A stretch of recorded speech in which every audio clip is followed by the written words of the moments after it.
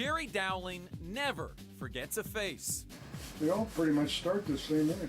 Hard to believe, since he sketched thousands of them, ever since he had his first drawing published in his hometown newspaper when he was just 10 years old. And he's got 4 hairs on his nose, like that, and 4 little hairs here, like that, and he's finished. And then up here he's got comment, which is usually a smart remark, or stupid, depending on how you want to look at it. But that's Dirty Rat. Dirty Rat is the quick-witted spectator who was a mainstay in Dowling's editorial cartoons during a 28-year run at the Cincinnati Enquirer.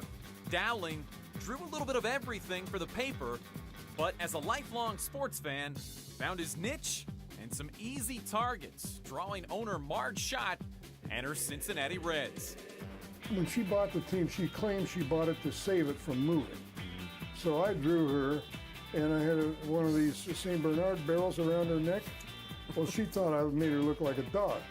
So she came to the office one night and said, Jerry, why don't you give Marge a drawing? So I handed it to her, and we had a picture taken of her holding a drawing and me standing beside her. And I thought Marge is going to say, well, thanks a lot, Jerry. I really like this. And some just looked up, I'll get you for this. Dowling says the first few cartoons he did involving Marge Schott were fairly complimentary. But as he says, the subject matter he had to work with got better and better as Marge got worse and worse.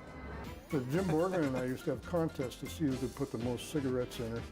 And I had them out of her ears, her nostrils, her armpits. She tried to get Borgman and I both fired. Called the paper. Schott never did get Dowling fired from the paper, but like most of the media then, she did ban him from the press box dining room after Dowling drew a reflective Paul O'Neill contemplating his day in the Reds dugout. Or what should I do today? Should I yap at the umpire? Should I kick my glove? Should I slam the water cooler? No, I think I'll just sit here and work on my sideburns. And I had the Dirty Rat say, why don't you think about getting a hit? Well, Marge didn't like that one. So that morning or that noon, I went to the press dining room, and John Browdy, who was a PR guy at that time, said, Jerry, I hope you enjoy your lunch because it's your last one. Yeah, I was banned 4 different times, 4 years in a row. One time I got it in spring training before the season even started.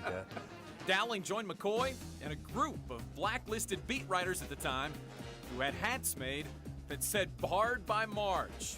These days, Dowling is back in good standing at the park, retired from the Enquirer, but never without a pen and paper somewhere close by.